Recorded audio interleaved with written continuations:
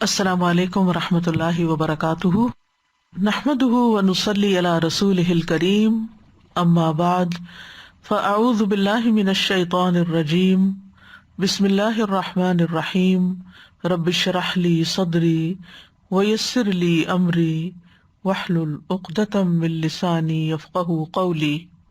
لو أنزلنا هذا القرآن على جبل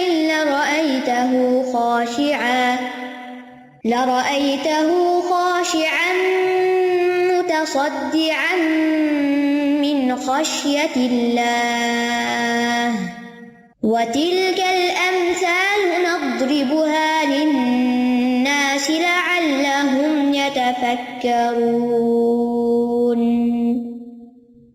امثال القرآن پروگرام کے سلسلے میں آج ہم حاملین تورات کی مثال پڑھیں گے، جو سورۃ الجمعہ کی آیت نمبر 5 میں آتی ہے۔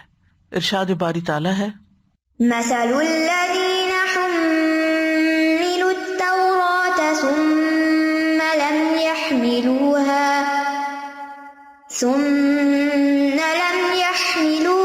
كمثل الحمار يحمل أسفارا بئس مثل القوم الذين كذبوا بآيات الله والله لا يهدي القوم الظالمين۔ ان لوگوں کی مثال جو تورات اٹھوائے گئے تھے پھر انہوں نے اسے نہیں اٹھایا، گدھے کی مثال کی طرح ہے جو کتابیں اٹھاتا ہے۔ کتنی بری مثال ہے ان لوگوں کی جنہوں نے اللہ کی آیات کو جھٹلایا، اور اللہ ظالم قوم کو ہدایت نہیں دیتا۔ سورۃ الجمعہ میں آنے والی یہ مثال اللہ سبحانہ تعالیٰ کے اس احسان کو بیان کرنے کے بعد آئی ہے جو اللہ تعالیٰ نے اس امت پر احسان فرمایا کہ اسے تمام امتوں پر فضیلت دی، اور پچھلے لوگوں کے یا امتوں کے گمراہ ہو جانے کے بعد نبی صلی اللہ علیہ وسلم کو مبعوث فرما کر لوگوں کی ہدایت کا سامان کیا۔ اب امت محمد صلی اللہ علیہ وسلم کو ایک طرح سے خبردار کیا جا رہا ہے کہ وہ پچھلی قوموں کی مشابہت سے بچیں، جنہوں نے اپنے نبی موسیٰ علیہ السلام سے علم اور ہدایت کی ذمہ داری اٹھائی لیکن پھر اسے اختیار نہیں کیا، جو علم انہوں نے حاصل کیا اس پر عمل نہیں کیا۔ تو یہاں پر ایک مثال کے ذریعے یہ بات سمجھائی گئی ہے جس میں ہم سب کے لیے بہت سے سبق ہیں۔ ارشاد ہے، مثل الذین حملوا التوراۃ، وہ لوگ جنہیں تورات کا حامل بنایا گیا، جنہیں تورات اٹھوائی گئی۔ مثل سے مراد وہی صفت اور حال ہے، یعنی ان کا حال کیا ہے، کن کا حال؟ الذین حملوا التوراۃ، جنہیں تورات اٹھوائی گئی، تورات کا حامل بنایا گیا۔ حملوا کا لفظ جو ہے یہ حمل سے ہے، جو بوجھ اٹھانے یا لادنے کے معنی میں آتا ہے، اور اس کا استعمال بہت سی چیزوں میں ہوتا ہے، خاص طور پر وہ بوجھ جو حصی طور پر اٹھائے جاتے ہیں، جیسے کسی کی پیٹھ پہ کوئی چیز لاد دی جائے۔ وہ بوجھ جو باطن میں ہوتے ہیں، جیسے پیٹ کا بوجھ، اس کے لیے حمل کا لفظ بولا جاتا ہے۔ اسی طرح بادل میں پانی کو اٹھانے کے لیے بھی لفظ آتا ہے، اور درختوں کے پھل اٹھانے کے لیے بھی یہ لفظ استعمال ہوتا ہے۔ تو یہاں تورات کے اٹھانے کے لیے لفظ استعمال ہوا، جو کہ حصی طور پر نہیں بلکہ معنوی طور پر ہے۔ تو الذین سے مراد یہود ہیں، اہل کتاب ہیں، جنہیں اللہ تعالیٰ نے ذمہ دار ٹھہرایا تھا کہ تورات جن احکام، ہدایات، آداب پر مشتمل ہے ان پر یہ عمل کریں، لیکن انہوں نے اس کو اپنی پیٹھ پیچھے ڈال دیا اور اس پر عمل کرنا چھوڑ دیا۔ اور یہاں لفظ جو حملو ہے وہ اٹھوائے گئے، یہ حملو کا لفظ نہایت بلیغ ہے، اس کے اندر بلاغت ہے۔ اس سے یہ بات پتہ چلتی ہے کہ جس تورات کے عالم ہونے پر آج انہیں ناز ہے، وہ اس وقت انہوں نے شوق اور رغبت سے قبول نہیں کی تھی جب انہیں عطا کی گئی تھی، گویا ان پہ زبردستی لاد دی گئی تھی، یعنی ان کے نفس اور روح پر بھاری تھی۔ حملو میم پہ شد ہے، یعنی ان پہ بڑی گراں تھی، ان کو بوجھ لگتی تھی، وہ خوش نہیں تھے کہ ان پر کوئی کتاب اتاری گئی ہے۔ تورات جیسا کہ آپ جانتے ہیں کہ قرآن مجید کے بعد سب سے افضل کتاب ہے، اللہ سبحانہ تعالیٰ نے اس کو اپنے ہاتھ سے لکھا ہے، بہت فضیلت والی کتاب ہے۔ قرآن مجید میں اس کو نور کہا گیا ہے۔ سورۃ المائدہ میں آتا ہے، انا انزلنا التوراۃ فیہا ھدی ونور، بے شک ہم نے تورات اتاری جس میں ہدایت اور روشنی ہے۔ سورۃ الانعام میں آتا ہے ثم آتینا موسی الکتاب تماما علی الذی احسن وتفصیلا لکل شیء وہدی ورحمہ لعلہم بلقاء ربہم یؤمنون. پھر ہم نے موسیٰ کو ایسی کتاب دی جو نیک روش اختیار کرنے والے کے لیے مکمل تھی، یعنی پوری طرح اس کو مطمئن کرتی تھی اور ہر طرح کے سوالوں کا جواب تھا اس میں، اور اس میں ہر ضروری بات کی تفصیل بھی تھی، اور یہ کتاب ہدایت اور رحمت بھی تھی، اور اس لیے دی تھی شاید کہ لوگ اپنے رب سے ملاقات پر ایمان لائیں. تو اللہ سبحانہ تعالیٰ نے ان کو یہ کتاب عطا کی، لیکن انہوں نے کیا کیا؟ ثم لم يحملوها، انہوں نے اس کو اٹھایا نہیں. لم کا لفظ جب مضارع پر آتا ہے تو جیسے کہ آپ جانتے ہیں کہ مضارع جو ہے وہ فعل حال یا مستقبل کے لیے ہوتا ہے، لیکن لم کی وجہ سے یہ معنوی اعتبار سے ماضی منفی بن جاتا ہے، پاسٹ ٹینس بن جاتا ہے. ثم لم يحملوها یعنی پھر وہ اس کے حامل نہیں بن سکے. مراد یہ کہ انہوں نے اس پر عمل نہیں کیا، اس کا حق ادا نہیں کیا. تو ان کی مثال کیسی ہے؟ کمثل الحمار، حمار کی طرح. حمار کہتے ہیں گدھے کو. یحمل اسفارا، جو بوجھ اٹھائے ہوئے ہوتا ہے، کتابیں اپنے اوپر اٹھائے ہوئے ہوتا ہے. یعنی ایسا گدھا جو اپنے اوپر کتابوں کا بوجھ اٹھائے ہوئے. گدھا تو بہت سے بوجھ اٹھاتا ہے، لیکن یہاں خاص طور پر اسفار کے بوجھ کی طرف اشارہ ہے. تو سفر اصل میں کہتے ہیں پردہ اٹھانے کو، اور سفر کو سفر اس لیے کہا جاتا ہے کیونکہ اس میں بھی انسان پر بہت سے پردے اٹھتے ہیں، بہت سی چیزوں کا مشاہدہ کرتا ہے، نئی نئی چیزیں اس کے سامنے آتی ہیں، اور اسی طرح جو ساتھی ہوتے ہیں ان کی بھی اچھائیاں برائیاں کھل کے سامنے آ جاتی ہیں. والصبح اذا اسفر، صبح روشن ہو گئی، روشن ہونے کے معنی میں بھی آتا ہے. اور صفر اس کتاب کو کہتے ہیں سین کے زیر کے ساتھ جس میں حقائق کا بیان ہو، حقیقتیں بیان کی گئی ہوں، کہ وہ حقائق کو بے نقاب کرتی ہے. یعنی جیسے آپ دیکھتے ہیں کہ کیا حلال ہے کیا حرام ہے، اس کی کیا حقیقت ہے، یہ کہاں سے پتہ چلے گا؟ کتاب سے. کتاب نے گویا حقیقت واضح کر دی. اسی طرح آخرت کے متعلق جو امور ہیں، اللہ سبحانہ تعالیٰ ہم سے کیا چاہتے ہیں، تو یہ ساری حقیقتیں، حقائق ہیں جو کتاب میں لکھی جاتی ہیں، اور اس کو صفر اس لیے کہتے ہیں کہ وہ ان حقائق کو ہمارے سامنے لاتی ہے. اس کی جمع اسفار آتی ہے جو مفید علم کی مختلف اقسام پر مشتمل ہوتی ہے، یعنی بڑی کتاب کے لیے پھر استعمال ہوتا ہے یہ، اور اس سے بڑے بڑے معنی انسان کے سامنے آتے ہیں. اور سافر کاتب کو کہتے ہیں، اور سفرہ اسی سے ہے جمع، بِأَيْدِي سفرہ کرام بررہ، ایسے لکھنے والوں کے ہاتھوں میں ہیں جو معزز ہیں، نیک ہیں. تو یہاں لفظ کتاب کی جگہ اسفار لایا گیا ہے، یعنی تورات کو کتاب کہا گیا، لیکن یہاں اسفار، یعنی اس سے یہ بات خاص طور پر واضح ہوتی ہے کہ تورات اگرچہ جو اس کے اندر کانٹینٹ ہے یا مضامین ہے ان کے حقائق بیان کرتی ہے، لیکن پھر بھی جو لینے والے ہیں اس کی حقیقت کو سمجھ نہیں پاتے. لہذا یہ ایسا ہی ہے جیسے کسی نے کتابوں کا ایک بوجھ اپنے اوپر اٹھا رکھا ہو، اور وہ بھی کوئی انسان نہیں، گدھا. یعنی جن پر اللہ نے ہدایت کے لیے تورات اتاری انہوں نے اس سے فائدہ نہیں اٹھایا، تو ان کا حال گدھے کے حال کی طرح ہے کہ وہ اپنے اوپر مفید کتابیں اٹھائے ہوتے. اب دیکھیں کہ اب تو ہم کتابوں کو اگر ایک جگہ سے دوسری جگہ ٹرانسپورٹ کرنا ہو تو دیگر ذرائع استعمال کرتے ہیں. پہلے زمانے میں کتابیں یا گدھوں پہ لاد کے ایک شہر سے دوسرے شہر لے جائی جاتی تھی، یا اونٹوں وغیرہ پہ لاد کے. اب گدھے بیچارے کو کچھ پتا نہیں کہ اس کے اوپر کیا لدا ہوا ہے اور اس کے اندر کیا ہے، اس میں کتنی خوبصورت باتیں ہیں اور کامیاب ہونے کے کتنے نسخے اس میں بتائے گئے ہیں. اس کے لیے برابر ہے کہ وہ اینٹیں لادے ہوئے ہو یا کتابیں لادے ہوئے ہو، یعنی کورا ہے بالکل، کیونکہ اس نے اس سے کوئی فائدہ نہیں حاصل کیا، وہ ان کتابوں کو سمجھ ہی نہیں سکتا.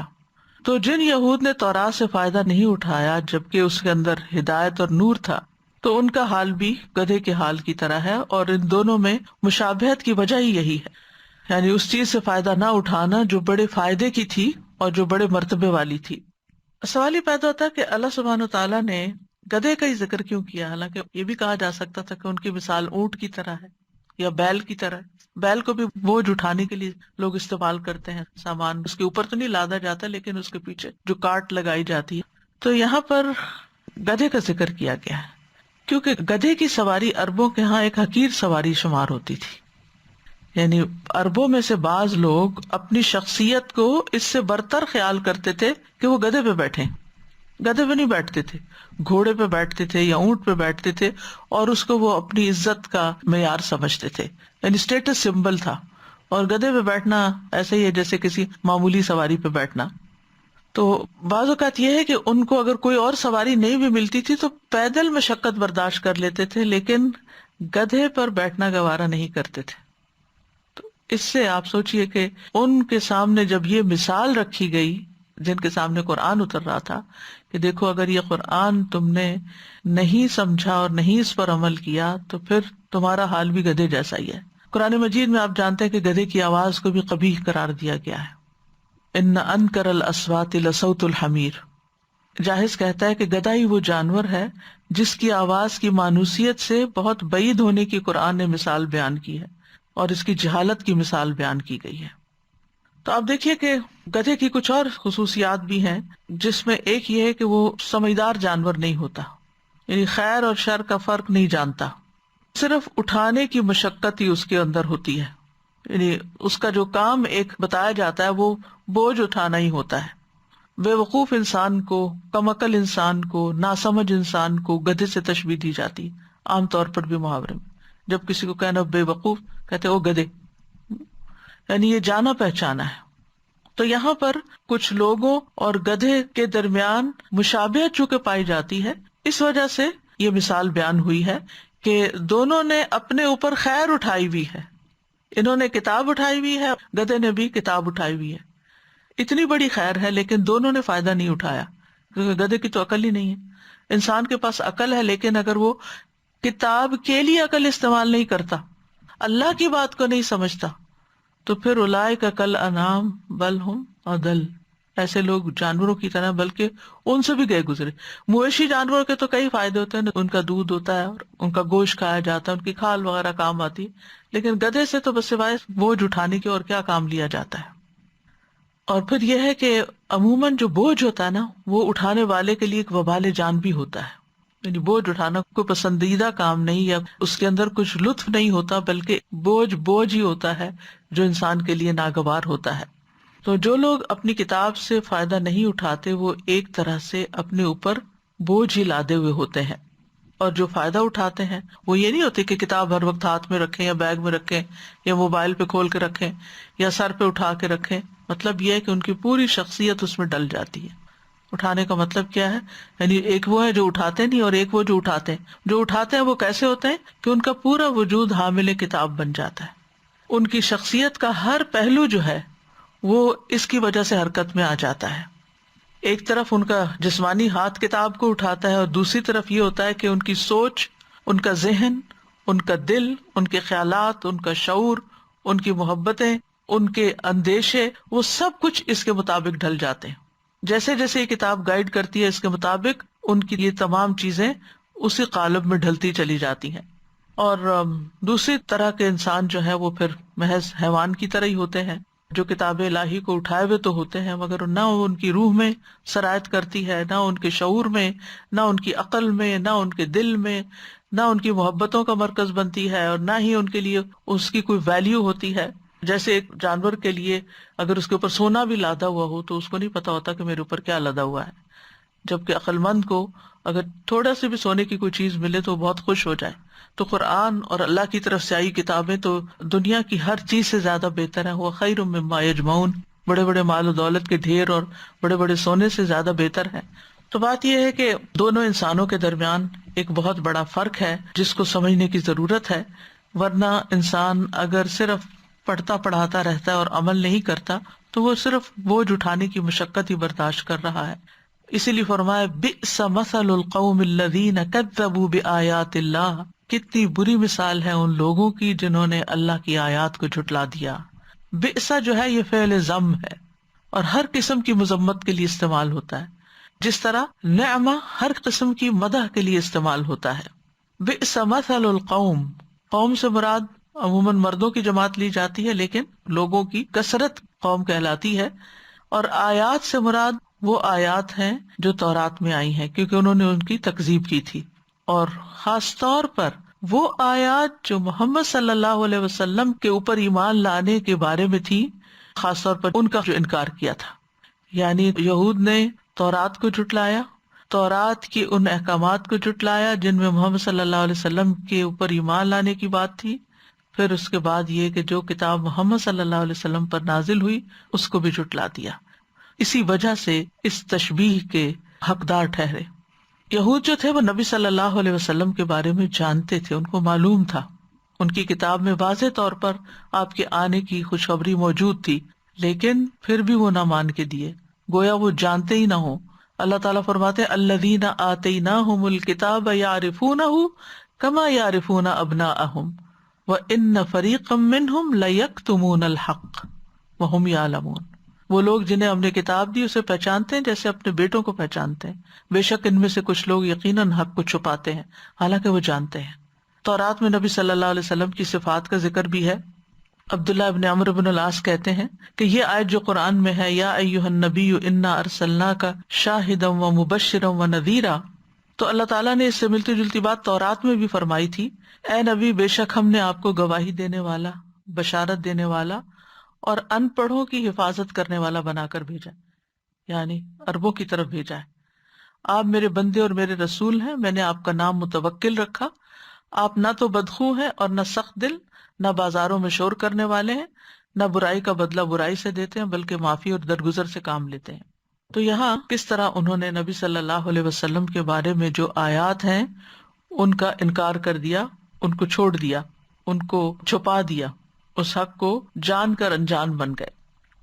تو بئس مثل القوم الذین کذبوا بآیات اللہ. کذبوا کا مطلب کیا ہے کہ انہوں نے اس کو جھٹلا دیا. اور آپ دیکھیے کہ گدھا جو ہوتا ہے نا وہ تو بےچارا عقل ہی نہیں رکھتا نا، وہ تو ہے ہی گدھا، تو اس لیے اس کو تو معاف کیا جا سکتا ہے، وہ بےچارا تو بے بس ہے، اس کے تو بس میں ہی نہیں ہے کہ وہ سمجھے، نہ اس کو اتنی عقل دی گئی ہے اور نہ وہ اس کو مکلف قرار دیا گیا، نہ اس کے لیے وہ نازل ہوا ہے، وہ تو بس ٹرانسپورٹ کر رہا ہے کتاب کو ادھر سے ادھر. تو جن پر یہ کتاب نازل ہوئی اور جن کو اس کی ذمہ داری دی گئی، وَمَسْتُحْفِظُوا مِنْ كِتَابِ اللَّهِ، حفاظت کی ذمہ داری دی گئی، پڑھنے کی ذمہ داری دی گئی، عمل کی ذمہ داری دی گئی اور آگے پہنچانے کی، انہوں نے اس سے کسی ذمہ داری کو نہیں اٹھایا، تو وہ تو پھر گدھے سے بھی گئے گزرے. وَاللَّهُ لَا يَهْدِي الْقَوْمَ الظَّالِمِينَ، اور اللہ ظالم قوم کو ہدایت نہیں دیتا. ظلم کے بارے میں آپ جانتے ہیں کہ کسی چیز کو اس کی اصل جگہ پر نہ رکھنا، خواہ کمی کر کے یا زیادتی کر کے، یا اسے اس کی صحیح وقت یا اصلی جگہ سے ہٹا دینا، چاہے صحیح وقت سے ہٹائیں، زمان سے ہٹائیں یا مکان سے ہٹائیں، دونوں طرح ہی آتا ہے، چاہے اس میں کمی کریں یا زیادتی کریں. واللہ لا یہدی القوم الظالمین، اور اللہ ظالم لوگوں کو ہدایت نہیں دیتا. ظالم وہ بھی ہوتے ہیں جو اللہ کے حق میں کمی کرتے ہیں، ظالم وہ بھی ہوتے ہیں جو دوسرے لوگوں پر ظلم کرتے ہیں، انسانوں کے حق مارتے ہیں، اور ظالم وہ بھی ہوتے ہیں جو اپنے آپ پر ظلم کرتے ہیں، اپنی جان پر ظلم کرتے ہیں، جیسے قرآن مجید میں آتا فَمِنْهُمْ ظَالِمٌ لِنَفْسِهِ. تو ان تینوں کیٹیگریز پر ظالم کا اطلاق ہوتا ہے، اور یہاں پر یہود کو ظالم کہا گیا ہے جو اپنی جان پر ظلم کر رہے ہیں اور نبی صلی اللہ علیہ وسلم کو ان کا صحیح مقام نہیں دے رہے، ان کو نبی نہیں مانتے، اور باقی بھی خرابیاں موجود ہیں. تو اس میں آپ دیکھیں کہ بہت سے لوگ کتاب پڑھتے ہیں لیکن ان احکامات کو اپنے لیے نہیں سمجھتے، یعنی اس کی روشنی میں دوسروں کے رویے کا تجزیہ کرتے رہتے ہیں، وہ کیا کرتا ہے، وہ کیا کرتا ہے، وہ کیا کرتا ہے. ذالک الکتاب لا ریب فیہ ھدی للمتقین. جب تک تقوی نہ ہو نا انسان کے اندر، اللہ کا ڈر نہ ہو، اللہ کی خشیت نہ ہو، اللہ تعالیٰ کے دیکھنے کا احساس اس کے اندر جب تک نہ ہو کہ وہ دیکھ رہا ہے میرے دل کو، اس وقت تک انسان کو اپنی برائیاں نظر نہیں آتی، اپنی کمی کوتاہی نظر نہیں آتی. اس کا سارا دھیان اور توجہ اس پر رہتی ہے معاشرے میں کیا ہو رہا ہے، میرے آس پاس کے لوگ کیا کر رہے ہیں، اور لوگ کیا کرتے ہیں، فلاں یہ کرتا، فلاں یہ کرتا، فلاں یہ کرتا. اس آیت کی روشنی میں میں کیا کرتی ہوں یہ تو سمجھ نہیں آتی. تو جب تک تقویٰ نہیں ہوتا ہدایت نہیں ملتی، چاہے کتنا بھی علم آپ حاصل کر لیں، اس کے لیے اللہ کا ڈر ہونا ضروری ہے. اسی وجہ سے آپ دیکھیں کہ لوگوں کے اندر ڈبل سٹینڈرڈز ہوتے ہیں.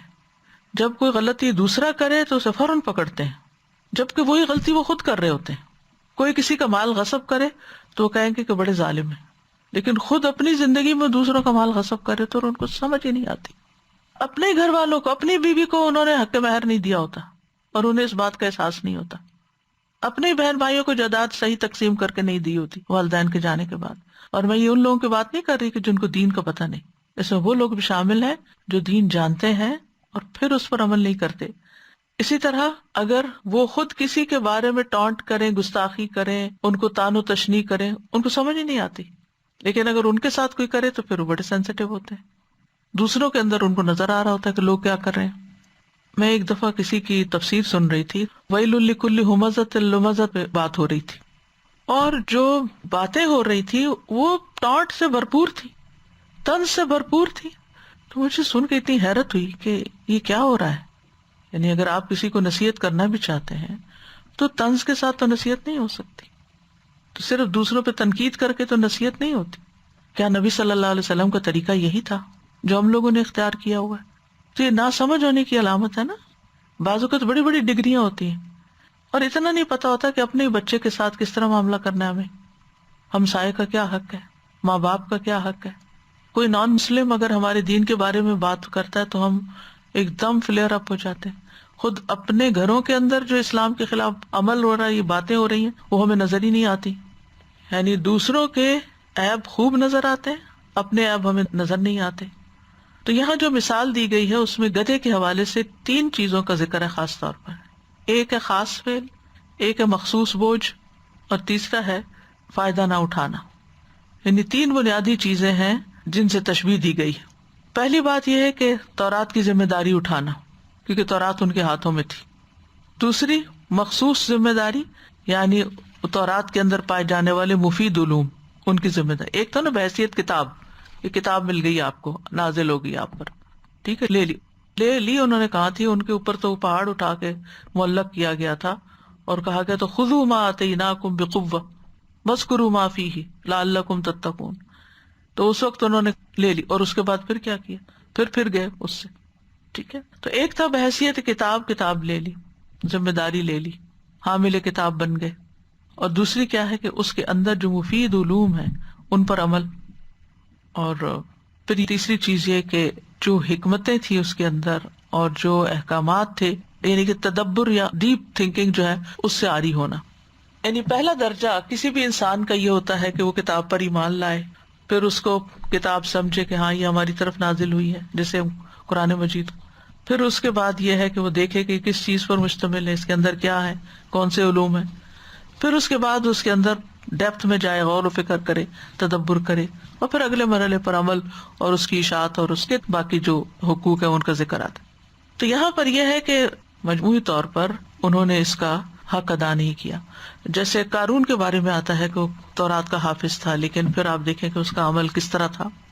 قرطبی کہتے ہیں کہ اس مثال میں اللہ تعالیٰ کی طرف سے ان لوگوں کو تنبیہ کی جا رہی ہے جو کتاب کی ذمہ داری تو اٹھا لیتے ہیں، انہیں چاہیے کہ وہ اس کے معنی بھی سیکھیں اور جو کچھ اس میں اس پر عمل کریں، تاکہ انہیں وہ مذمت لاحق نہ ہو جو یہود کو لاحق ہوئی تھی، کیونکہ انہوں نے اپنی کتاب سے معمولی فائدہ بھی نہیں اٹھایا۔ زیاد بن لبید سے مروی ہے کہ ایک مرتبہ نبی صلی اللہ علیہ وسلم نے کسی چیز کا تذکرہ کیا اور فرمایا کہ یہ علم ضائع ہونے کے وقت ہوگا۔ ہم نے کہا یا رسول اللہ صلی اللہ علیہ وسلم، ہم خود بھی قرآن پڑھتے ہیں اور اپنے بچوں کو بھی قرآن پڑھاتے ہیں، پھر وہ اپنے بچوں کو پڑھاتے ہیں، اور یہ سلسلہ قیامت تک یوں ہی چلتا رہے گا، تو علم کیسے ضائع ہو جائے گا؟ آپ نے فرمایا اے ابن ام لبید، تیری ماں تجھے گم کر کے روئے، میں تو سمجھتا تھا کہ تم مدینہ کے بہت سمجھدار آدمی ہو، کیا یہ یہود و نصارہ تورات اور انجیل نہیں پڑھتے؟ دراصل یہ لوگ اس میں موجود تعلیمات سے معمولی سا بھی فائدہ نہیں اٹھاتے، پڑھتے ہیں لیکن زندگیاں اس سے بالکل مختلف ہیں۔ اور آپ نے یہ بھی پیشن گوئی کر دی تھی کہ مسلمان بھی ان کے طریقوں پر چلیں گے۔ ابن عباس فرماتے ہیں کہ رسول اللہ صلی اللہ علیہ وسلم نے فرمایا تم ضرور پہلی امتوں کے طریقوں پر چلو گے، بالشت کے بدلے بالشت، ہاتھ کے بدلے ہاتھ، 2 ہاتھ کے پھیلاؤ کے بدلے 2 ہاتھ پھیلاؤ، یعنی ہو بہو انہی کے نقشے قدم پر، یہاں تک کہ اگر ان میں سے کوئی گوہ کے بل میں داخل ہوا، گوہ ایک جانور ہوتا ہے نا، اور وہ زمین کھود کے بل بناتا ہے جیسے چوہے وغیرہ بناتے ہیں، اور اگر وہ کوئی بل بنائے تم بھی وہی کرو گے، ان میں سے کسی نے اپنی ماں سے اعلانیہ بدکاری کی تو تم بھی کرو گے، یعنی جو خرابیاں ان کے اندر آئیں وہ سب تمہارے اندر آ جائیں گی۔ تو بات یہ ہے کہ تورات ایک امانت تھی، اسی طرح اللہ سبحانہ وتعالیٰ نے قرآن کو بھی ایک امانت کے طور پر ہم پہ نازل کیا، انہوں نے یہ امانت ضائع کر دی۔ آج ہمیں دیکھنا چاہیے کہ ہم کیا کر رہے ہیں، اور کیا ہم واقعی حق ادا کر رہے ہیں، یا صرف ہم اس کو ایک مقدس کتاب کے طور پر لیے ہوئے ہیں، جس کو صرف ریچولی ہم مختلف مواقع پر سن لیتے ہیں، پڑھ لیتے ہیں یا اس سے تبرک حاصل کر لیتے ہیں۔ میمون بن مہران کہتے ہیں کہ اے اہل قرآن، قرآن کی پیروی کرو اس سے پہلے کہ قرآن تمہارا پیچھا کرے۔ پھر انہوں نے اسی آیت کی تلاوت کی، یعنی گدھے جیسی حماقت اور سفاہت اور جہالت سے بچنے کی تلقین کی۔ کسی شاعر نے کہا تھا، تعلم یا فتى فالجہل عار ولا یرضی بہ الا حمار۔ اے جوان، علم سیکھو، جہالت عار اور ذلت ہے، اور جہالت پر صرف گدھا ہی راضی ہوتا ہے۔ کسی اور نے کہا کہ قبیلے کے گدھے کو زمین میں ٹھونک کر رسی کے ساتھ باندھ دیا جاتا ہے اور لاٹھیوں سے اس کو پیٹا جاتا ہے اور کوئی اس پر رحم نہیں کھاتا۔ آپ کو معلوم ہے کہ گدھے کو چلانے کے لیے لاٹھی استعمال ہوتی ہے، ساتھ ساتھ اس کی پٹائی ہوتی رہتی ہے، چلتا رہتا ہے اور ساتھ ساتھ مار کھاتا رہتا ہے۔ تو اسی طرح جو جاہل لوگ ہوتے ہیں وہ زندگی میں پٹتے ہی رہتے ہیں، جن کے اندر عقل، سمجھ، حکمت نہیں ہوتی اور وہ اللہ تعالیٰ کے احکامات پر نہیں چلتے۔ یہاں یہ بات بھی دیکھیے کہ یہ مثال سورۃ جمعہ میں آئی ہے نا۔ زمخشری ایک مفسر ہیں، وہ اپنی کتاب الکشاف میں کہتے ہیں کہ اللہ تعالیٰ نے اس سورت یعنی سورۃ الجمعہ کی 3 آیات میں یہودیوں کی بات کو باطل قرار دیا، اور یہ سورت ان صورتوں میں سے ہے جن کی فضیلت میں یہ بات وارد ہوئی ہے کہ یہ سورت مسلمانوں کے اجتماعات، جمعہ اور عید کے اجتماع میں تلاوت کی جاتی ہے۔ یہود کی بات کو 3 طرح سے باطل قرار دیا۔ پہلی بات یہ کہ یہود نے خود کو اولیاء اللہ کہا، تو اللہ سبحانہ وتعالیٰ نے سورۃ جمعہ کی آیت نمبر 6 میں فرمایا، فَتَمَنَّوُا الْمَوْتَ إِن كُنتُمْ صَادِقِينَ، موت کی تمنا کرو اگر تم سچے ہو، اولیاء اللہ ہو تو بس تمہارا ٹھکانہ تو بہت بلند ہوگا، تو مرو اور چلو وہاں۔ دوسرا یہ کہ انہیں اپنے اہل کتاب ہونے پہ بڑا فخر تھا، یعنی ان کے لیے یہ بات بہت تفاخر کی تھی کہ ہمارے پاس علم ہے اور ہم جاہل عربوں کے اوپر فوقیت رکھتے ہیں کتاب کی وجہ سے۔ تو اللہ سبحانہ تعالیٰ نے اس مثال کے ذریعے سمجھایا کہ تمہارا حال تو گدھے جیسا ہے جس پہ کتابیں لدی ہوئی ہوں، تم اپنے آپ کو اس کی بنا پہ شرف اور عزت کے قابل کہاں سمجھتے ہو۔ تیسرا یہ کہ وہ ہفتے کے دن پہ فخر کیا کرتے تھے، تو اللہ سبحانہ تعالیٰ نے سورۃ جمعہ میں جمعہ کے دن کی بات کر کے ایک طرح سے یہ بتا دیا کہ جمعہ کا دن ہفتے کے سارے دنوں سے زیادہ افضل ہے۔ گدھے کی کچھ خصوصیات پڑھنے کا موقع ملا کہ گدھا جو 50 سال سے زیادہ تک زندہ رہ سکتا ہے، اور ایک گدھا اپنے قد اور کاٹ جیسے گھوڑے سے زیادہ طاقتور ہوتا ہے۔ کچھ گدھے کمال یاداشت کے مالک ہوتے ہیں، ان کی یاداشت بڑی اچھی ہوتی ہے، چیزوں کو یاد رکھتے ہیں، 25 سال پرانے علاقے اور گدھوں کو پہچان سکتے ہیں۔ پھر اسی طرح یہ ہے کہ آسانی سے چونکتے نہیں، یعنی ہوتا ہے نا کوئی آواز سنی یا کچھ تو بدک گئے یا کچھ، وہ نہیں ہوتا ان پہ اثر۔ ان کی ڈھٹائی بڑی مشہور ہے، ضدی، ڈھیٹ۔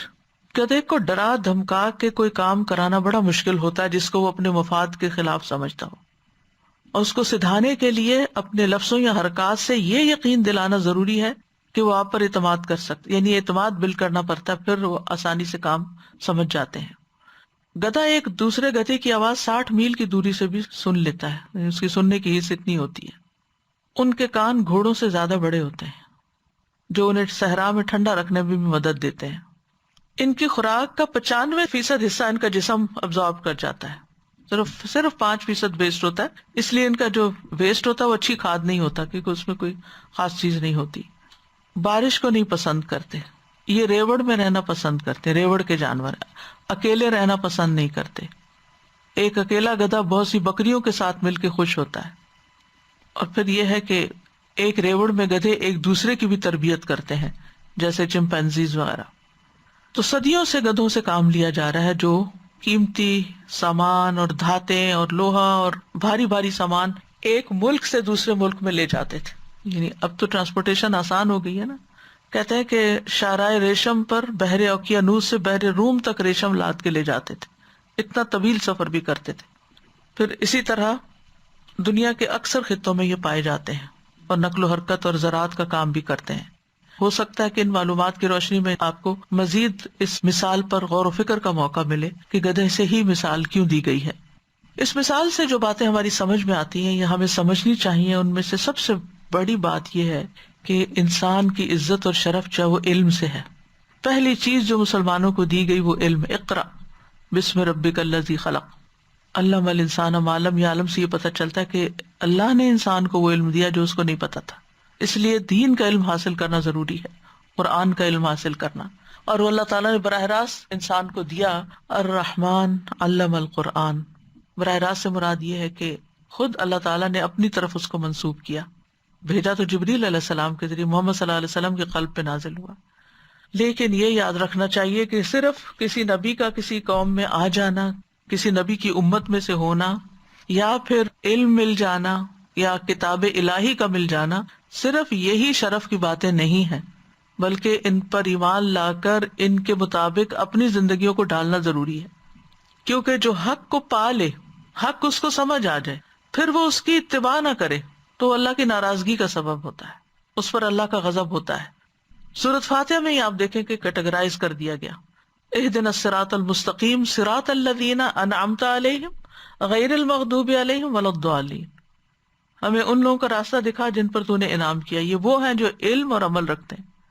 دوسرے وہ ہیں جن پہ اللہ غضبناک ہوا، اور وہ کون ہے؟ جن کے پاس علم ہے لیکن عمل نہیں ہے، یہود کی طرف اشارہ ہے۔ اور تیسرے ضالین، جن کے پاس نہ علم ہے نہ عمل ہے، نصارہ کی طرف اشارہ ہے۔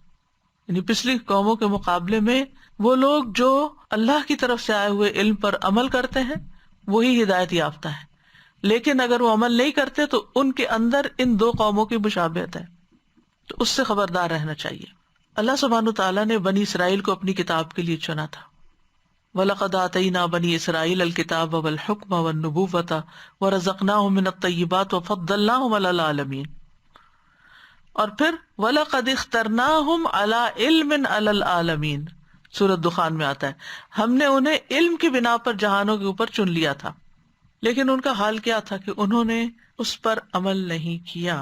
دوسروں کو بتانے والے تو تھے، خود کو بھول جاتے تھے، جیسے سورۃ البقرہ میں آتا ہے اتأمرون الناس بالبر وتنسون انفسکم وانتم تتلون الکتاب، تو تتلون الکتاب تو کرتے تھے، پڑھتے تھے، یاد بھی کر لیتے تھے، لیکن عمل نہیں تھا۔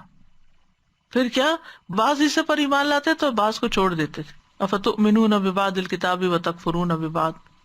پھر اسی طرح یہ کہ علم سے ان کے اندر خشوع نہیں آیا بلکہ دلوں کی سختی بڑھی۔ ولا يكونوا كالذين اوتوا الكتاب من قبل فطال عليهم الامد فقست قلوبهم وكثير منهم فاسقون، تو علم کی کثرت نے ان کے دل سخت کر دیے، وہ فاسق بن گئے، یہاں تک نوبت پہنچی کہ کتاب میں رد و بدل کرنے لگ گئے، اتنی جرت کر لی، تحریف کر دی۔ اس سے آگے بڑھے تو اپنے ہاتھ سے چیزیں لکھ کے اس کو اللہ کی طرف منسوب کر دیا، مزید آگے بڑھے تو تھوڑی قیمت کے بس کتاب کو بیچنا شروع کر دیا۔ یہ تھا ان کا سلوک کتاب کے ساتھ۔ رسول اللہ صلی اللہ علیہ وسلم نے فرمایا، جب بنی اسرائیل کی مدت دراز ہوئی، فطال علیہم الامد، اور ان کے دل سخت ہو گئے، تو انہوں نے خود ایک ایسی کتاب ترتیب دی جو ان کے دلوں کو پسند تھی اور ان کی زبانوں کو میٹھی لگتی تھی۔ اس وقت حق وہی ہوتا تھا جو کثرت سے ان کی شہوات کے ارد گرد منڈلاتا تھا، یہاں تک کہ انہوں نے کتاب اللہ کو اپنی پیٹھ پیچھے پھینک دیا، گویا کہ کچھ بھی نہیں جانتے۔ پھر ایک وقت یہ بھی آیا کہ انہوں نے کہا یہ خود ساختہ کتاب بنی اسرائیل پہ پیش کرو، اگر وہ تمہاری پیروی کرنے لگے تو کچھ نہ کہو، اگر مخالفت کرے تو قتل کر دو۔ کسی نے کہا نہیں، بلکہ اپنے علماء سے فلاں کے پاس پیغام بھیجو، اگر اس نے تمہاری پیروی کر لی تو اس کے بعد کوئی ایک بھی تم سے اختلاف نہیں کرے گا۔ تو انہوں نے اس کی طرف کسی کو بھیج کے بلایا، اس نے ایک ورق لیا، اس میں اللہ کی کتاب لکھی، پھر اسے ایک سینگ میں ڈال کر اپنی گردن میں لٹکا لیا، اوپر کپڑے پہن لیے اور ان کے پاس پہنچ گیا۔ انہوں نے اس پر اپنی من گھڑت کتاب پیش کی اور کہا کیا تو اس پہ ایمان لاتا ہے؟ تو اس نے اپنے سینے کی طرف یعنی سینگ کی طرف اشارہ کر کے کہا میں ایمان لاتا ہوں، اور میں کیوں نہ ایمان لاؤں۔ اس پر انہوں نے اس کو چھوڑ دیا، یعنی عالم کو اس طرح ٹیسٹ کیا۔ اس کے کچھ ساتھی تھے جو اس کی مجلس میں بیٹھتے تھے، جب وہ فوت ہو گیا تو اس کے پاس آئے، اور جب کپڑے اتارے گئے تو انہیں ایک سینگ نظر آیا، دراصل اس کے اندر اصل کتاب تھی۔ تو انہوں نے جب یہ کہا تھا کہ میں اس کتاب پر ایمان لایا ہوں، میں کیوں نہ ایمان لاؤں، تو اس کی مراد وہ کتاب تھی جو سینگ کے اندر تھی۔ سو بنی اسرائیل 70 سے اوپر فرقوں میں بٹ گئے، اور ان میں سے 72 فرقے والے وہ لوگ ہیں جو سینگ والے کے ساتھی اور پیروکار تھے۔ بہرحال یہ ایک روایت ہے جو السلسلہ صحیحہ میں آتی ہے، جس سے کچھ اندازہ ہوتا ہے کہ انہوں نے کتاب کے ساتھ کیا سلوک کیا اور کیسے کیسے حالات گزرے، اور پھر یہ اپنی لکھی ہوئی کتاب کی پیروی کرتے تھے، اصل کتاب کی نہیں۔ جیسے کہ ایک اور روایت میں آتا ہے ان بنی اسرائیل کتبوا کتابا فاتبعوه وترکوا التوراۃ، بنی اسرائیل نے تورات چھوڑ دی اور اپنی لکھی ہوئی کتاب کے پیچھے لگ گئے، اور لوگوں کو ان کی مرضی کے مطابق پھر فتوے دیتے تھے اور ان سے بھاری رشوتیں وصول کرتے تھے۔ تو ہمیں اس سارے واقعے سے، اس ساری مثال سے سبق سیکھنے کی ضرورت ہے، اور ہمیں اپنی کتاب کے ساتھ اپنا تعلق درست کرنے کی ضرورت ہے۔ اصل مقصد یہ ہے، مقصد صرف کسی کے عمل کی نشاندہی نہیں کہ دیکھو دیکھو وہ کیا کر رہا ہے، اس لیے دیکھو کہ تم وہ نہ کرو، اس سے سبق سیکھو۔ تو ہمیں کیا کرنا ہے؟ اپنی کتاب کا حق ادا کرنا ہے، قرآن مجید کے حقوق ادا کرنے ہیں، اس کی تلاوت کرنی ہے، اس کا حفظ کرنا ہے، اس کا فہم حاصل کرنا ہے، اس پہ تدبر کرنا ہے، اس پر عمل کرنا ہے، اور پھر اس کی تبلیغ کرنی ہے۔ پہلا حق جو ہے تلاوت کا، شقیق بن سلمہ کہتے ہیں عبداللہ رضی اللہ عنہ کے پاس کوئی شخص سونے سے مزین مصحف لے کے گزرا۔ انہوں نے کہا مصحف کو سب سے زیادہ جس چیز سے مزین کیا جا سکتا ہے وہ حق کے ساتھ اس کی تلاوت کرنا ہے، یعنی اگر آپ یتلونہ حق کا تلاوت ہی کرتے ہیں تو آپ اس کو گویا سونے سے بھی بڑھ کے کسی چیز سے مزین کر رہے ہیں۔ دوسری چیز حفظ کرنا ہے، یاد رکھنا ہے، اس کو نصیحت حاصل کرنا ہے، اور پھر حفظ کے بعد مسلسل اس کی نگرانی کرنی ہے، صرف ایک دفعہ حفظ کر کے چھوڑ نہیں دینا، پھر تدبر کرنا، فہم حاصل کرنا، کیونکہ کتاب کا مقصد ہی یہی ہے۔ نزول قرآن کا مقصد صرف تلاوت نہیں ہے۔ ابن قیم کہتے ہیں جہاں تک قرآن میں غور و فکر کا تعلق ہے تو اس سے مراد ہے کہ دل کی نگاہوں کو اس کے معنی پر خوب گاڑ لو اور اس کے تدبر اور اس کے سمجھنے میں اپنی تمام فکر کو یکجا کر لو۔ قرآن کے نازل ہونے کا یہی مقصد ہے، محض تلاوت نہیں جو فہم اور تدبر کے بغیر ہو۔ غور و فکر کے کئی طریقے ہوتے ہیں نا، جیسے پہلے بھی بات ہوئی تھی کہ زوم ان زوم آؤٹ، بعض اوقات انسان تیزی سے سارا پڑھ کے بہت سی آیات کو آگے پیچھے کر کے دیکھتا ہے اور ایک اور طرح بات سمجھتا ہے، اور بعض اوقات ایک ہی آیت کی بہت ڈیپتھ میں جاتا ہے۔ تو یہ بہت ضروری ہے، اور اس کے لیے پھر ذرا سپیڈی تلاوت کرنی پڑتی ہے، اور تدبر جب کرتے ہیں تو ایک ہی آیت کو بار بار پڑھنا ہوتا ہے۔ قرآن پر تدبر سے ہی ہدایت ملتی ہے۔ ابن تیمیہ کہتے ہیں جو ہدایت کی غرض سے قرآن میں تدبر کرتا ہے اس کے لیے حق کا راستہ واضح ہو جاتا ہے۔ پھر یہ بھی ہے کہ صرف جلدی جلدی پورا کرنے کی طرف نہیں ہونا چاہیے۔ اس کا یہ مطلب نہیں کہ آپ رمضان میں تلاوت قرآن چھوڑ دیں، اس کے اپنے فائدے ہیں، لیکن مطلب یہ ہے کہ اس کے ساتھ ہمیں یہ کوشش بھی کرنی چاہیے کہ ہر آیت کا فہم حاصل ہو ہمیں۔ ابن عجیبہ کہتے ہیں کہ قرآن کا فہم حاصل کرنے سے مراد یہ ہے کہ قرآن کو پڑھنے والا ہر آیت کی وضاحت طلب کرے جو آیت کے مناسب ہو، پھر اس کے احکامات کو سیکھنا۔ سلف صالحین میں سے محمد بن کعب قرظی کہتے ہیں میں رات بھر صرف اذا زلزلت اور القاریہ ہی پڑھتا رہوں یہاں تک کہ صبح ہو جائے، ان دونوں سے زیادہ کچھ نہ پڑھوں، ان کو ہی بار بار پڑھوں اور ان میں غور و فکر کروں۔ یہ بات مجھے اس سے زیادہ عزیز ہے کہ میں اپنی رات میں قرآن کو جلدی جلدی پڑھوں یا گھٹیا کھجوروں کی طرح قرآن کو بکھیرتا جاؤں۔ پھر ہے عمل کرنا اس پر، کیونکہ ہمیں عمل کا حکم دیا گیا۔ اور ابن قیم تو یہ کہتے ہیں کہ اہل القرآن وہ ہیں کہ جو پڑھنے کے ساتھ اس پر عمل کریں۔ پھر آپ دیکھیے کہ عمر بن خطاب کہتے ہیں تمہیں وہ لوگ دھوکے میں نہ ڈالیں جو قرآن پڑھتے ہیں تو یہ کہہ کے کہ یہ محض ایک کلام ہے جو زبان سے ادا کیا جاتا ہے، تم ان لوگوں کو دیکھو جو اس پر عمل کرتے ہیں، یعنی قرآن پر۔ اپنے آپ کو قرآن پہ پیش کرنا چاہیے۔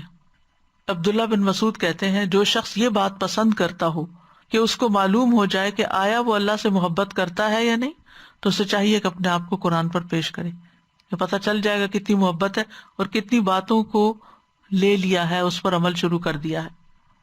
اور پھر یہ کہ انسان جو آیت پڑھتا جائے اپنے آپ سے سوال کرتا جائے کیا یہ چیز میرے اندر ہے، یہ چیز میرے اندر کب آئے گی، کب متقی بنوں گا، کب صابر بنوں گا، کب زاہد بنوں گا۔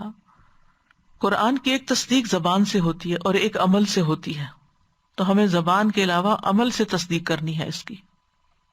حامل قرآن پر قرآن کا اثر نظر آتا ہے۔ عبداللہ بن مسعود کہتے ہیں حامل قرآن کے شایان شان یہ ہے کہ اسے اس کی رات سے پہچانا جائے جبکہ لوگ سو رہے ہوں، اسے اس کی رات سے پہچانا جائے جبکہ لوگ سو رہے ہوں، اس کے دن سے پہچانا جائے جبکہ لوگ کھا پی رہے ہوں، اس کے غم سے پہچانا جائے جب لوگ خوش ہو رہے ہوں، اس کے رونے سے پہچانا جائے جب لوگ ہنس رہے ہوں، اس کی خاموشی سے پہچانا جائے جب لوگ باتوں میں مشغول ہوں، اس کے خشوع سے پہچانا جائے جب لوگ تکبر اور فخر کا اظہار کر رہے ہوں۔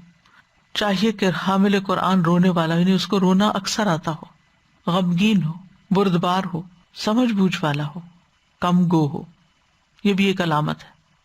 حامل قرآن کو چاہیے نہ تو شور شرابہ کرے، نہ چیخے چلائے، نہ تیز طبیعت رکھے۔ اب ہم خواتین جو قرآن پڑھتی ہیں ہمیں اپنا جائزہ لینا چاہیے کہ ہماری گفتگو کس قسم کی ہوتی ہے، اور پھر بچوں کے ساتھ کس طرح کی باتیں کرتے ہیں ہم، اور لوگوں کے ساتھ کیسا معاملہ کرتے ہیں۔ ہر مجلس میں اپنا جائزہ لیتے رہیں، کیونکہ اپنوں میں تو بعض اوقات ہم بہت خیال رکھتے ہیں کیونکہ دوسروں کا چیک ہوتا ہے ہمارے اوپر، لیکن بعض اوقات جب ہمارے اوپر کوئی چیک نہیں ہوتا تو پھر ہم بالکل اسی زیرو لیول پہ اتر آتے ہیں، جیسے باقی عوام الناس جنہوں نے قرآن نہیں پڑھا ہوتا وہ سب کچھ کر رہے ہوتے ہیں۔ کچھ لوگ قرآن پڑھ کر بھی سنگ دل ہوتے ہیں، سخت دل ہو جاتے ہیں، اس کا بھی جائزہ لینا چاہیے، اور اپنے دل کا کثرت سے جائزہ لینا چاہیے کہ اس میں جذب کی کتنی صلاحیت ہے۔ محمد بن سماک کہتے ہیں کتنے ہی اللہ کی یاد دلانے والے خود اللہ کو بھول جانے والے ہیں، یعنی اوروں کو بتاتے رہتے اپنے دل پہ کوئی اثر نہیں۔ کتنے ہی اللہ کے بارے میں ڈرانے والے اللہ کے بارے میں جسارت کر رہے ہوتے ہیں، ایسی ایسی زبان سے باتیں نکالتے ہیں، انا للہ۔ کتنے ہی اللہ کی طرف دعوت دینے والے خود اللہ سے دور بھاگ رہے ہوتے ہیں، اپنے عمل میں کچھ نہیں، اور کتنے ہی کتاب اللہ کی تلاوت کرنے والے اللہ کی آیات سے نکل جانے والے ہیں۔ تو قرآن پڑھنے کا اصل مقصد یہ ہونا چاہیے کہ اپنی زندگی کو بہتر بنایا جائے اور پھر اس کے بعد دوسروں کی زندگی میں خیر لائی جائے۔ صحابہ علم اور عمل کو ساتھ ساتھ لیتے تھے، وہ اپنے آپ کو قرآن پہ پیش کرتے اور اس کے آگے رک جاتے تھے، پھر اس کے بعد اس کا یہ بھی حق ہے کہ اسے دوسروں تک پہنچایا جائے۔ جتنا جتنا سیکھتے جائیں دوسروں کے ساتھ شیئر کرتے جائیں، جس چیز پہ خود عمل کرتے جائیں وہ آگے بھی بتاتے جائیں، کیونکہ رسول اللہ صلی اللہ علیہ وسلم نے فرمایا جس نے اللہ عز و جل کی کتاب کی ایک آیت بھی سکھائی جب تک اس کی تلاوت کی جائے گی اس کا ثواب سکھانے والے کو ہوگا۔ لیکن بہت سے لوگ اس کو کوئی کام ہی نہیں سمجھتے، یہ بھی کوئی کام ہے، اس کام کو حقیر سمجھتے ہیں، شاید یہ کچھ مخصوص قسم کے لوگوں کا کام ہے۔ تو آخر میں کرنے کے کام کیا ہے؟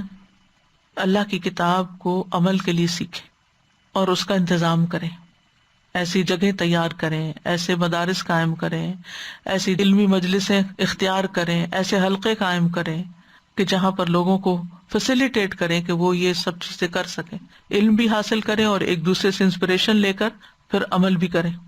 اور پھر یہ ہے کہ غور و فکر اور تدبر جاری رکھیں، کیونکہ گدھا غور و فکر سے کام نہیں لیتا، عقل سمجھ نہیں رکھتا، تو اس کی مثال کو سامنے رکھتے ہوئے اپنے عمل کا جائزہ لیتے رہیں، کیونکہ عمل کے بغیر کسی چیز کی کوئی قیمت نہیں ہے۔ مثلا آپ دیکھیں کہ یہ جیسے ایک نوٹ ہوتا ہے نا، بل ہوتا ہے جو، تو وہ بھی کاغذ ہوتا ہے، اور ردی کی ٹوکری میں پڑا ہوا بھی ایک کاغذ ہوتا ہے نا۔ تو ان دو کاغذوں میں فرق کس چیز کا؟ ایک کی اتنی ویلیو ہے $100 ہے، اور دوسرے کی وہ مفت میں بھی کوئی لینے کو تیار نہ ہو، کیونکہ اس کاغذ کی گارنٹی ہے، اس کاغذ کی شکل مختلف ہے اس سے، جو اس پہ لکھا ہوا ہے وہ مختلف ہے، اس کو مان لیا گیا ہے کہ یہ ویلیوبل ہے اس کی ظاہری شکل و صورت اور اس کے اندر جو ویلیو اس کی بنا پر۔ تو اسی طرح جو عمل کرنے والا انسان ہوتا ہے اللہ کی نگاہ میں اس کی ویلیو کچھ اور ہوتی ہے، اور اس کی بات کی بھی ویلیو کچھ اور ہوتی ہے، وہ اللہ کے حفظ و امان میں بھی ہوتا ہے۔ آپ دیکھیں کہ بہت سارے لوگ بہت سی باتیں کرتے رہتے ہیں لیکن ان کی باتوں کو کوئی سیریس لیتا ہی نہیں، کیونکہ پیچھے عمل نہیں ہوتا، عمل کی قوت نہیں ہوتی۔ وعدہ کرتے ہیں تو پورا نہیں کرتے، کمٹمنٹ کرتے ہیں تو نہیں نبھاتے۔ تو آج کی دنیا میں یہ ایک بہت عام سی بات ہو گئی ہے کہ لوگ بڑے بڑے لفظ بولتے ہیں، لفاظیاں کرتے ہیں، خوبصورت باتیں کرتے ہیں، لیکن جب آپ ان سے معاملہ کریں تو آپ کو مایوسی ہوگی۔ اسی لیے لوگ بار بار پھر قرآن کو نعوذ باللہ مورد الزام ٹھہرانے لگتے ہیں کہ یہ لوگ قرآن پڑھتے ہیں اور یہ ایسا کرتے ہیں، اور یہ قرآن پڑھتے ہیں اور ویسا کرتے ہیں۔ بعض لوگ چیریٹی کے بہت کام کرتے ہیں، مظلوموں کی بڑی حمایت کرتے ہیں، غریبوں کی مدد کرتے ہیں، لیکن اپنے گھر میں ظلم کر رہے ہوتے ہیں، اپنوں پر ہی ظلم کر رہے ہوتے ہیں، ان کے لیے ان کے پاس رحم نہیں ہوتا، ان کا احساس نہیں ہوتا۔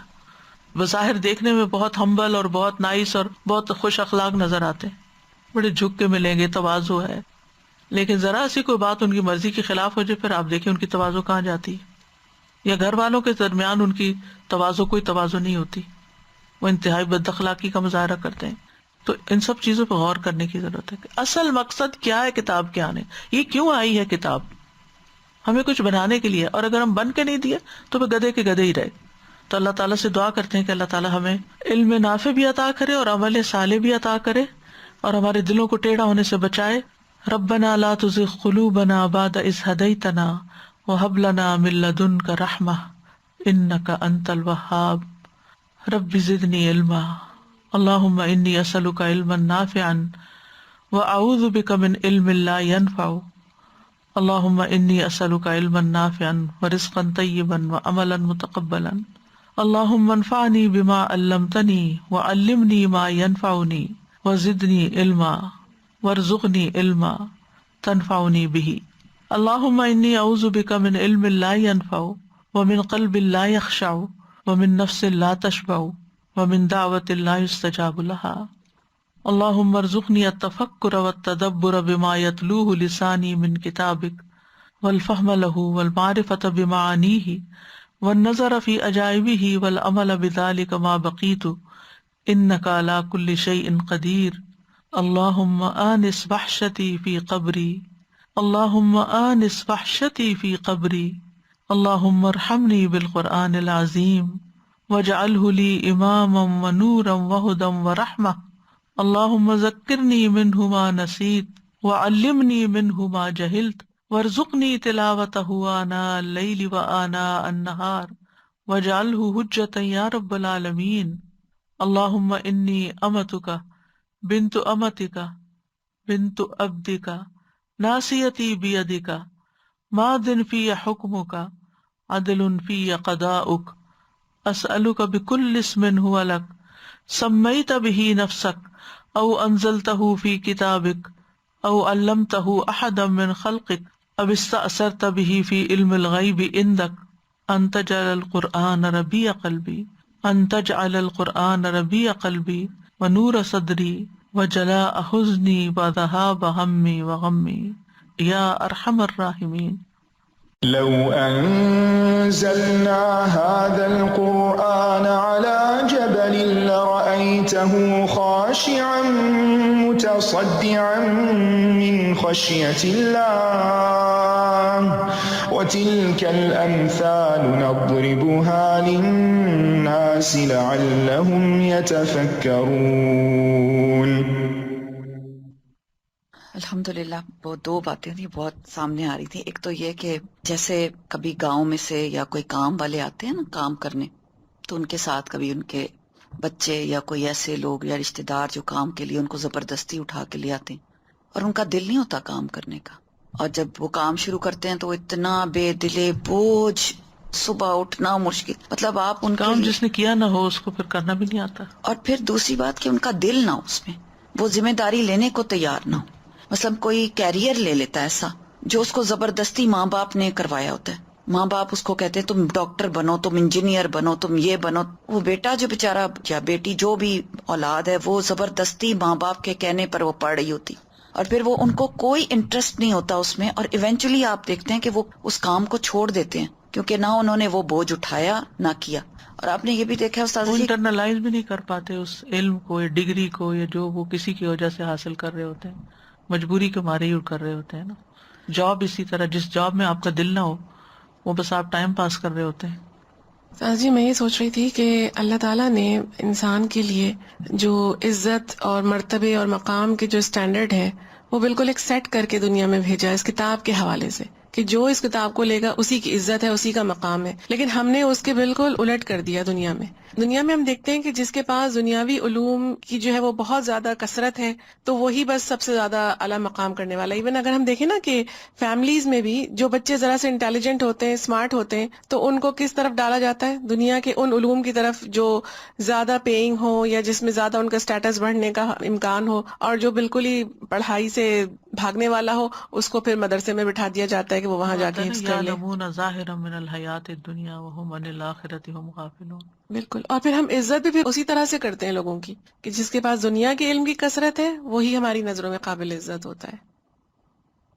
سادہ یہ جو بوجھ والی بات ہو رہی تھی نا کہ جب ہم صرف پڑھتے ہیں نا تو صرف واقعی ایک بوجھ لگتا ہے. ابھی میں ایک آن لائن کورس کر رہے تھے تو جب تک ہم صرف پڑھ رہے تھے تو وہ اس قدر برڈنائز فیل ہو رہا تھا، امتحان دینا بھی، ہر چیز اس کی مشکل لگ رہی تھی. لیکن جیسے ہی ہم نے پریکٹیکل جا کے کرنا شروع کیا وہ چیز اتنی آسان ہو گئی، فوراً کوئی ہر چیز کا حل نکل آتا ہے. تو میں یہ سوچی تھی ہم صرف قرآن جب پڑھتے ہیں صرف رٹا لگا رہے ہوتے ہیں، بغیر سمجھے پڑھ رہے ہوتے ہیں تو اس پہ ہمیں عمل مشکل لگ رہا ہوتا ہے. لیکن جیسے ہم عمل کرنا شروع کرتے ہیں تو ہماری زندگی میں بہت آسانی آ جاتی ہے.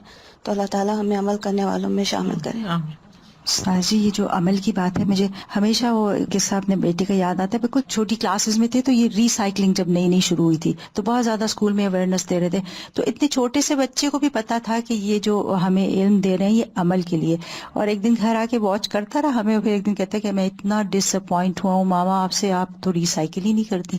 تو وہ میرے دل کو اتنی کلک یہ بات کرتی کہ جب ہم دین کا کوئی علم سیکھتے ہیں تو وہ بھی اسی لیے ہونا چاہیے کہ وہ عمل کے لیے ہے. اپنے اتنا اچھا فرمایا نا کہ اس کو عمل کے لیے سیکھیں. ہم صرف نالج کے لیے نہیں سیکھیں یا ڈگریز کے لیے نہیں. اسی طرح سے کوئی اگر ڈاکٹر ہے یا وہ انجینئر ہے, اگر وہ اپنے پروفیشن میں کام نہیں کرتا, ٹائٹل لینے کے لیے اگر اس نے ڈگری کی ہے تو فائدہ نہیں نا.